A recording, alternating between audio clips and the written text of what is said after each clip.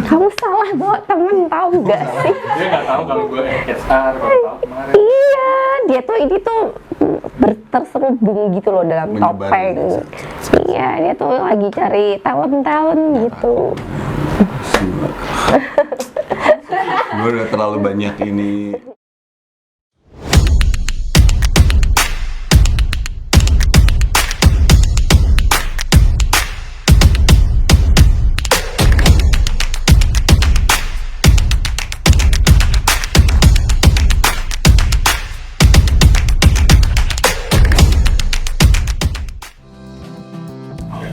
Selamat datang di podcast kami, Meramu Rasa.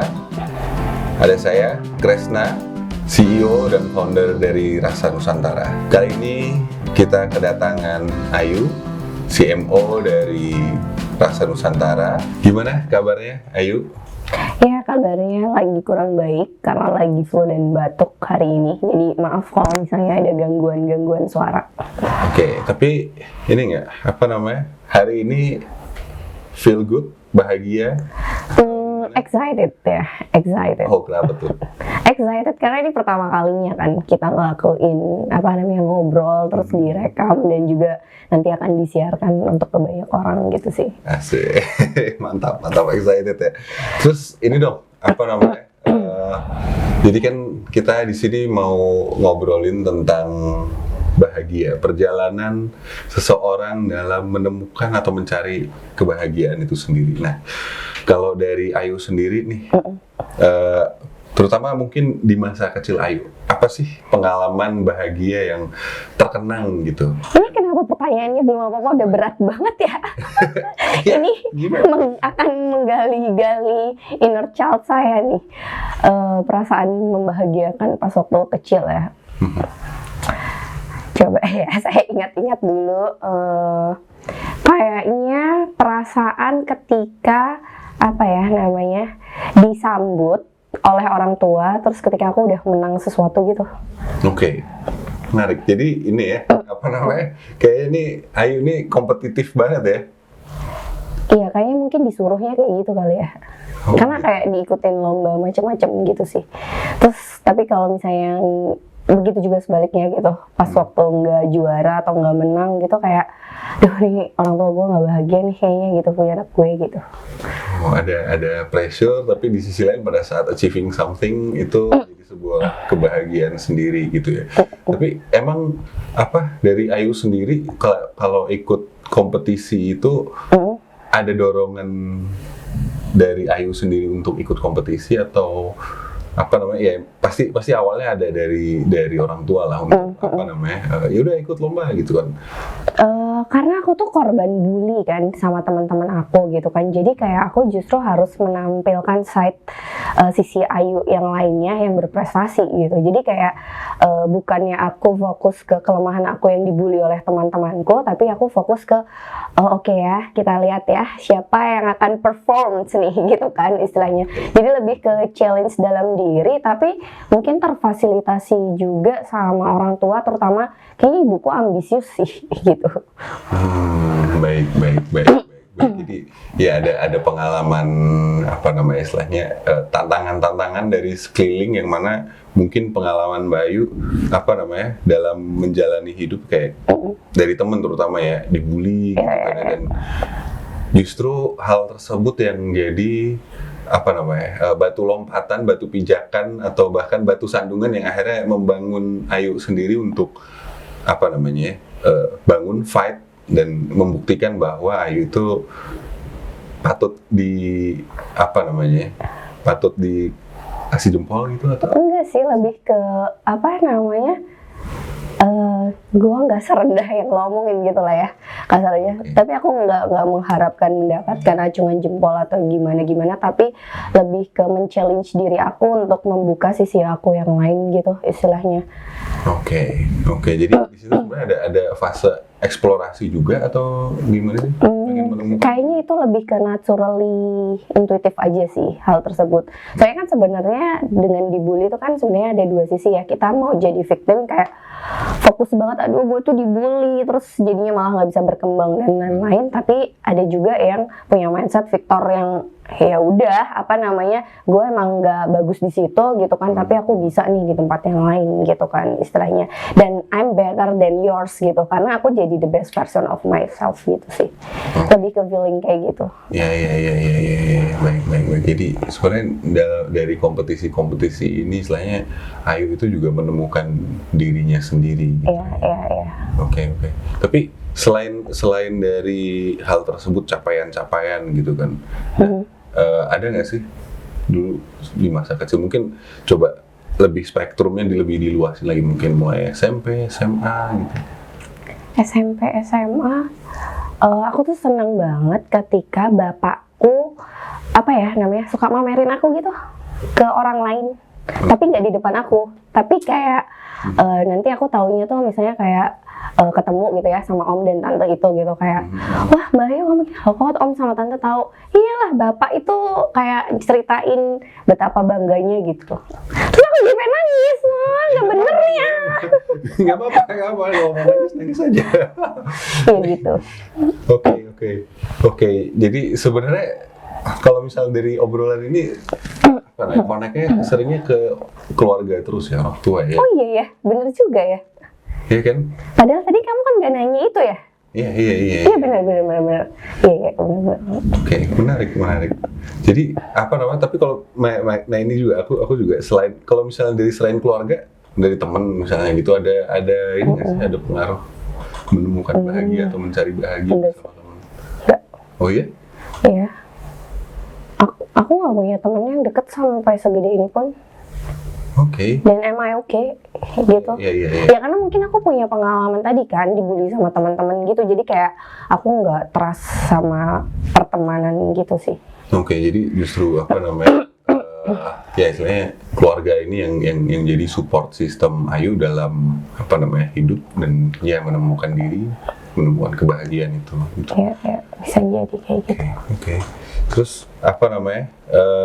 Nah ini tadi udah sampai SMP SMA, terus habis itu mulai kuliah juga istilahnya habis itu kan apa namanya terjadi perubahan lagi, terus habis itu ada quarter life crisis, habis kuliah kerja, terus habis itu menikah. Nah itu bagaimana tuh apa namanya momen-momen bahagia selanjutnya tuh apa sih? Momen-momen bahagia tuh kayaknya aku emang didesain momen bahagia aku tuh kayak susah mendapatkan dari dalam gitu sih. Tapi kayak pas waktu udah nikah terus punya anak, momen bahagia aku ya dari anak. Oke. Iya. Tapi waktu kuliah ada nggak tuh masa yang diingetin tiba-tiba punya anak nih? Oh iya, kuliah bahagianya ngapain ya? Kayaknya aku Nilai bagus gitu? enggak, kayak even aku cum laude dan lulus di generasi di angkatan lulus paling cepat juga aku nggak bahagia karena itu bukan pilihan aku gitu.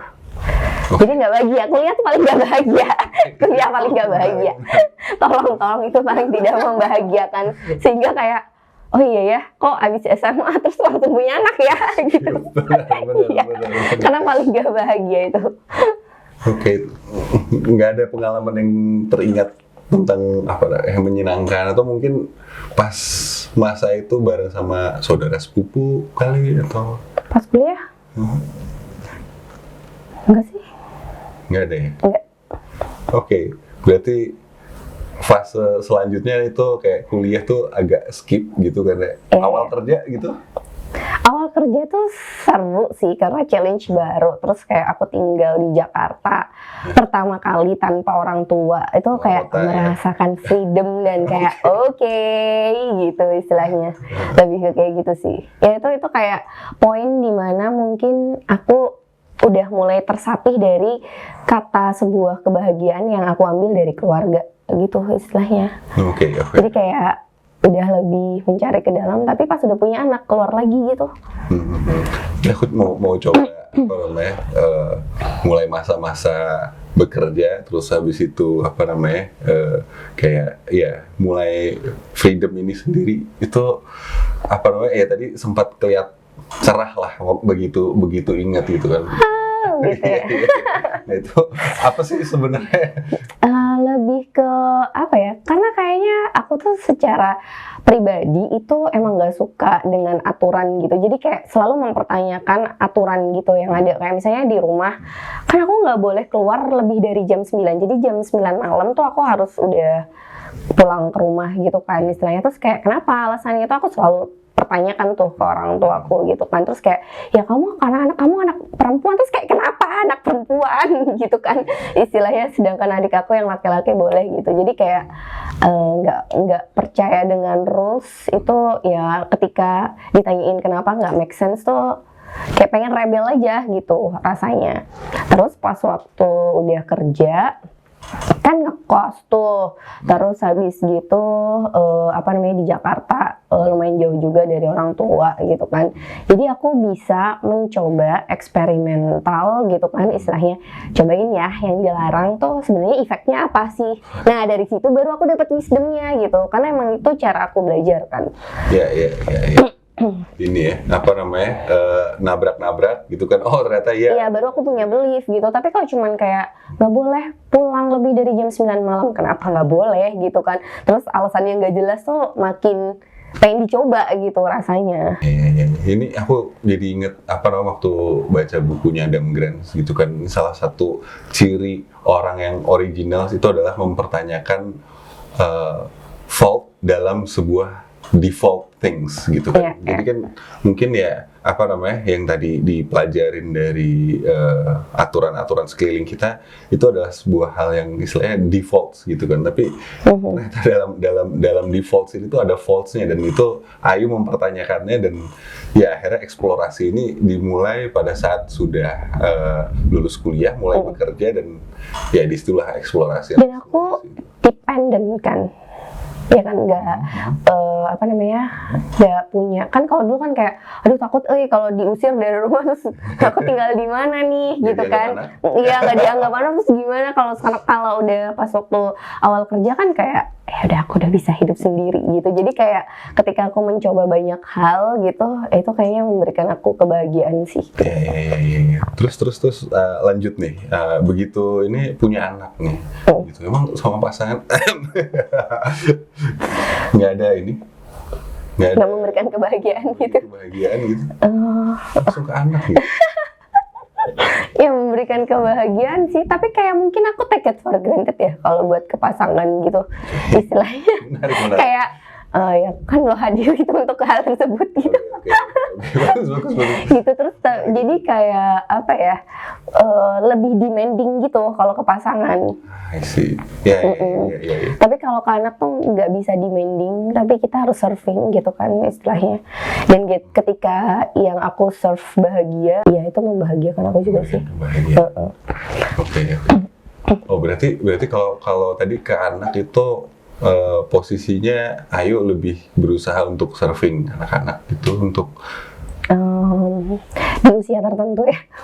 Di usia tertentu. Jadi kayak emang ada fase-fasenya gitu sih. Ya of course pas waktu mereka nggak bisa ngapa-ngapain, aku fokus ke serving gitu sambil ngebentuk habitualnya mereka untuk jadi mandiri gitu. Tapi ya kalau udah 5+ gitu udah nggak serving sih gitu, udah demanding, balik lagi ke kayak pasangan. Oke. Kenapa bisa begitu? Nggak tahu. Jadi demanding lagi. Nggak tahu ya, aku juga bingung. Kenapa ya? Oke. Tapi tadi menemukan bahagia dengan punya anak gitu. Itu selain tadi fase Ayu serving anaknya di usia yang tadi 0 sampai 5 tahun tuh ada bahagia apa sih di situ? Banyak pengalaman baru sih gitu, karena kayak buat aku menemukan knowledge atau pengalaman baru tuh membahagiakan diriku gitu. Oh ya, ketemu nih caranya kayak gini gitu kan. Dan punya anak untuk pertama kali kan jelas banyak ya penemuan gitu kan istilahnya. Dan ya itu membahagiakan sih. Sekaligus justru ketika aku punya anak itu aku sadar banget aku harus mengenal diriku. Jadi kayak aku tuh orang yang termasuk telat terkait self awareness gitu kan. Jadi orang-orang tuh mungkin aku kalau misalnya bisa ngomong ke teman-teman semuanya, mendingan sebelum punya anak tuh harus udah konten dulu gitu sama dirinya sendiri gitu kan, istilahnya udah udah aware dulu sama dirinya sendiri, baru deh kita punya bisa memberikan lebih gitu kan kepada orang lain gitu. Nah aku tuh dulu struggling banget sih, udah mah belajar kenal sama diri sendiri, belajar kenal sama makhluk baru gitu kan istilahnya. Jadi ya itu sih, tapi seru sih. Ya. Oke. Jadi apa namanya, bareng sama anak tuh juga jadi sebuah eksplorasi sendiri gitu ya.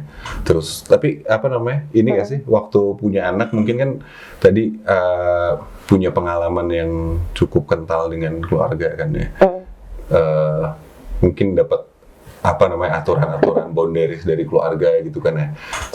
Sekarang punya anak jadi makin ini nggak sih? Jadi ada realisasi atau tersadarkan kenapa orang tua Mbak Ayu dulu melakukan ini itu?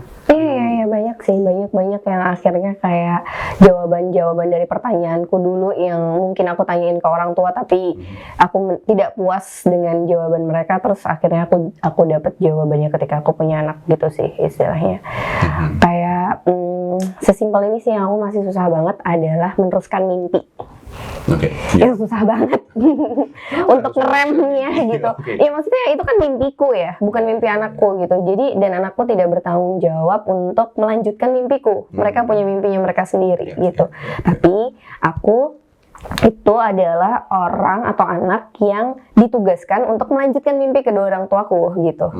Jadi kayak kadang tuh sadar, kadang enggak gitu. Kadang kayak kan soalnya bapakku jago banget matematika gitu kan. Jadi kayak aku dicemplungin banget ke matematika gitu kan.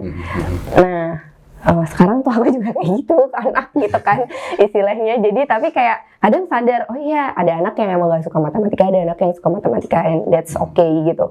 Istilahnya jangan kamu biarin, emang kalau dia suka beneran mah ya nggak apa-apa, kamu facilitating aja gitu kan istilahnya. Tapi jangan sampai anak-anak yang emang gak suka terus kamu paksain gitu kan untuk meneruskan mimpiku gitu istilahnya. Karena aku masih belum jebol Olimpiade Internasional matematika gitu kan istilahnya. Jadi kayak makanya anak-anak aku sekarang aku dipaparin. Dipaparkan ya. Oke.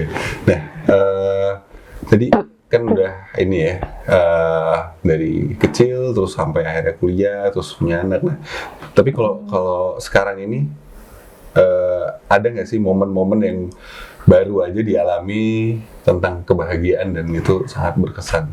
Sekarang tuh aku bisa ngelihat sebuah kebahagiaan tuh dari simple things, hal sederhana gitu loh. Istilahnya kan kalau dulu tuh kayak kompleks banget, terus kayak aku bahagia kalau misalnya dia dulu senang banget aku diajak ke McD. Oh ya lupa, aku dulu senang banget diajak ke McD, nggak makan McD, cuman mau ngambil Happy Meal-nya doang. Karena aku emang koleksi semua Happy Meal yang ada di McD, tapi nggak makan gitu karena aku nggak dibolehin juga makan ayam boiler dan kayak gitu-gituan kan. Nah kalau dulu kan kayak terlatih seperti itu ya, kayak oh ya aku bahagia ketika aku udah dapet ini, udah bisa ini gitu. Tapi sekarang tuh kayak simple things gitu, kayak oh ya bisa bangun terus kayak cuddling doang gitu kan istilahnya pagi-pagi, terus nggak ada beban apapun gitu kan istilahnya, nggak ada beban oh ya ini harus kejar target ini atau anaknya harus gini-gini, terus kayak yang oh ya simple happiness gitu sih menurutku. Apa semakin tua kayak gitu ya? Nggak tahu. Tapi ya jangan ya. Sebenarnya semakin kesini udah hal-hal yang sederhana itu bisa semakin disyukuri gitu ya untuk yang mengasih kebahagiaan gitu istilahnya. Kayak aku tuh kan lagi pokoknya resolusi tahun ini tuh lagi belajar nafas gitu kan. Nah ketika kayak aku langsung sadar, oke, ayo puk, ayo nafasnya yang bener. Terus pas nafas bener, oh ini enak banget gitu, enjoy banget gitu. Terus kayak gak tau, kayak seluruh tubuh tuh rasanya enak aja gitu, dan itu joyful banget gitu sih istilahnya. That's why aku kalau naik gunung lebih gampang bahagia ya kan, karena nafas aku tuh teratur, gak bisa ngapa-ngapain. Kalau naik gunung kan fokus di step kita, fokus di nafas kita kan. Oke. Itu apa namanya? Ya dari obrolan dari awal sampai akhir baru kesebut nih yang sifatnya tuh kayak exercising gitu kan, yang disebutnya naik gunung gitu kan. Emang selain naik gunung ada kegiatan lain gitu nggak? Exercise, yoga, terus Qigong. Tapi semuanya itu tuh diam. Nggak move gitu istilahnya. Nah, sedangkan di jiwa aku tuh ada jiwa adventurer-nya gitu istilahnya. Dan di gunung itu tadi istilahnya Ayu menemukan sisi eksplorasinya Ayu juga untuk itu terpuaskan juga, tapi di sisi lain ada sisi olahraganya juga gitu ya. Exercise nafasnya dapat, terus semakin kenal sama dirinya juga dapat gitu. Jadi kayak buat aku naik gunung tuh sangat-sangat philosophical gitu sih. Kayak nggak cuman tentang dapat berapa langkah atau berapa kalori yang terbakar gitu, tapi kayak abis pulang dari gunung tuh kayak dapat refleksi yang ternyata kalau emang jalannya cepat, pace lo cepat, terus yang lainnya masih di belakang, ya kamu nggak akan bisa nyampe juga gitu. Kayak gitu-gitulah. Banyak dapat kebijaksanaan dari gunung. Oke, baik. Jadi kalau dari Ayu sendiri nih, kira-kira untuk beberapa tahun, 5 tahun atau 10 tahun ke depan nih, apa nih yang sekiranya ingin dilakukan terus nih untuk ngejaga kebahagiaan dari dalam diri Ayu, atau tips lah. Berarti itu aku umur 40 sampai 45 tahun ya. 40 sampai 45 tahun tuh aku pengen benar-benar aging gracefully gitu sih istilahnya. Aku nggak pengen menghambat proses penuaan aku, tapi semakin tua tuh aku kayak semakin konten gitu sebagai diri gitu istilahnya. Nah itu gimana? Exercise-nya ya? Iya, apa tips-tipsnya praktikal hal yang dilakukan? Hal yang udah mulai ditanam dari sekarang gitu ya maksudnya. Kalau yang udah ditanam dari sekarang ya tadi sih. Soalnya nafas tuh menurutku itu fundamental banget gitu kan, dan itu salah satu ciri manusia hidup atau enggak gitu kan istilahnya. Dan dengan nafasku bener, itu aku bisa hidup dengan berkesadaran, conscious gitu.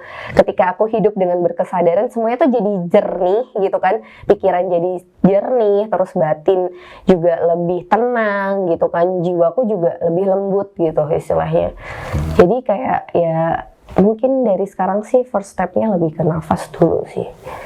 Oke, ya setuju sih. Aku juga kalau misalnya belajar dari kesehatan Cina gitu kan ya, itu dari berbagai organ tubuh vital di manusia itu yang paling bisa kita dengan sadar gerakan itu adalah paru-paru kita atau nafas kita, dan akhirnya itu bisa mempengaruhi metabolisme organ-organ penting tubuh lain itu. Jadi ya somehow aku setuju sih, itu sangat masuk akal untuk di luar sesuatu yang udah dijalanin sekarang ya, kayak misalnya pola makan, pola tidur dan lain-lain gitu. Tapi emang aku masih struggling di urusan nafas gitu sih. Oke.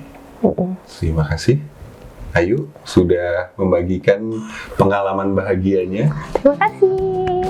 Oke, tadi aku dari ngobrol-ngobrol bareng sama Ayu, aku belajar bahwa ya menemukan bahagia versi Ayu tuh dengan mengeksplorasi yang ada di sekeliling dia, itu jadi sebuah hal yang kunci untuk Ayu bahagia, menemukan sesuatu yang baru, mencoba sesuatu hal yang baru gitu kan. Terus juga keluarga menjadi sesuatu hal yang penting sebagai lingkungan support system untuk diri kita ini bisa bahagia gitu kan. Dan yang terakhir aku juga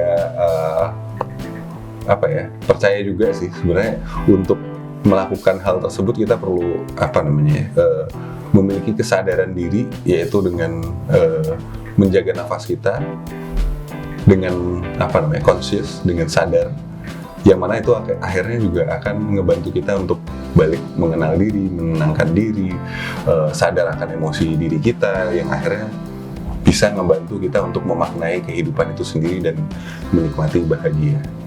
Terima kasih sudah menonton podcast kami, Merasa Meramu Rasa. Jangan lupa untuk klik like dan subscribe untuk bisa menonton episode-episode selanjutnya, yang pastinya kita akan belajar tentang bagaimana menemukan dan mencari bahagia yang kadang ternyata memang ada dalam diri kita sendiri, atau bahkan kita banyak belajar dari sekeliling kita, dan temukan rasa bahagia itu karena kita juga perlu melakukan eksplorasi sehingga kita bisa menemukan bahagia versi diri kita sendiri.